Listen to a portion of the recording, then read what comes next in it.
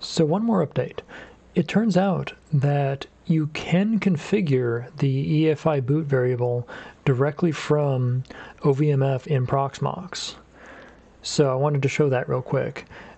Since if your VM was saving EFI variables, this might actually be the quickest way of getting the thing back up and running. So once again, we're back to a fresh Open Media Vault install. We'll go ahead and walk through this process one more time, get to the broken state, and then take a look at setting that variable.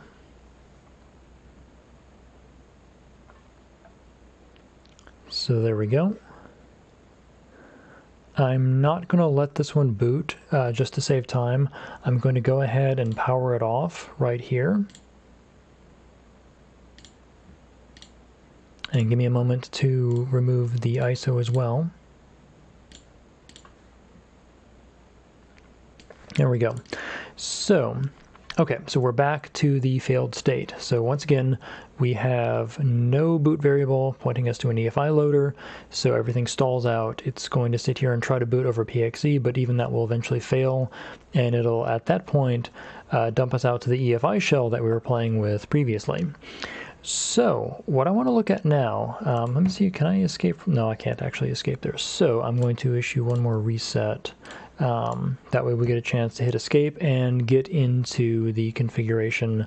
I guess this would be OVMF itself, theoretically, though it doesn't say that here. Anyhow, what we're interested in is this boot maintenance manager, because of course boot manager now, it doesn't have the Debian entry, so it just has all these generics which don't have the path that we need.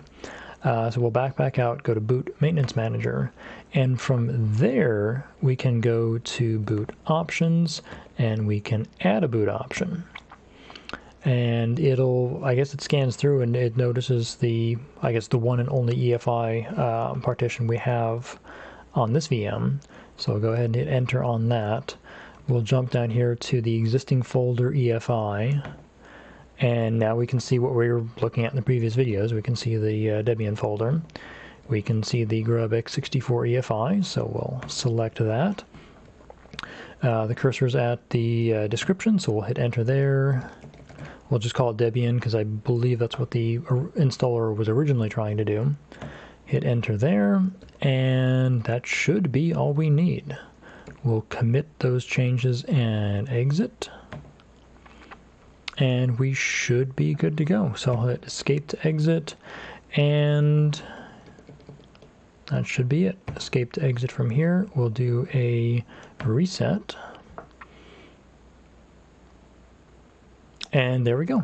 So clearly we've got that setting in place. If we wanted to look at it real quick, let me do one more reset.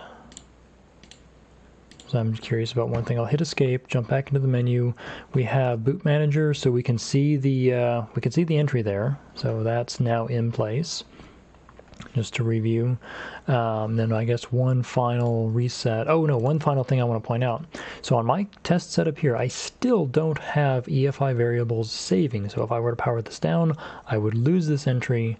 So I guess the last thing to point out is that if you don't have an EFI disk, you would have to essentially do this for the VM. Go into add, go into EFI disk, and then you have to pick whatever kind of storage you're using. So it would create a few megabyte disk image that it would then use to store EFI variables so that it would actually survive after a shutdown.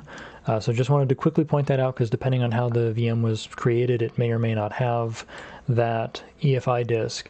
And so if you did want to take this route and not have to mess around with any of the terminal stuff, that would be the one last piece of the puzzle, is the EFI disk would have to exist for these to actually be able to save and survive a shutdown.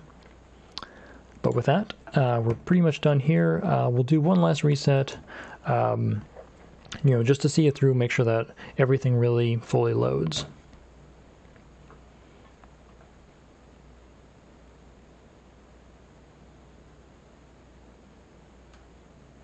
And there we go. Again, just by getting to grub before we knew that we were good to go, but that shows us, fully working all the way into Open Media Vault.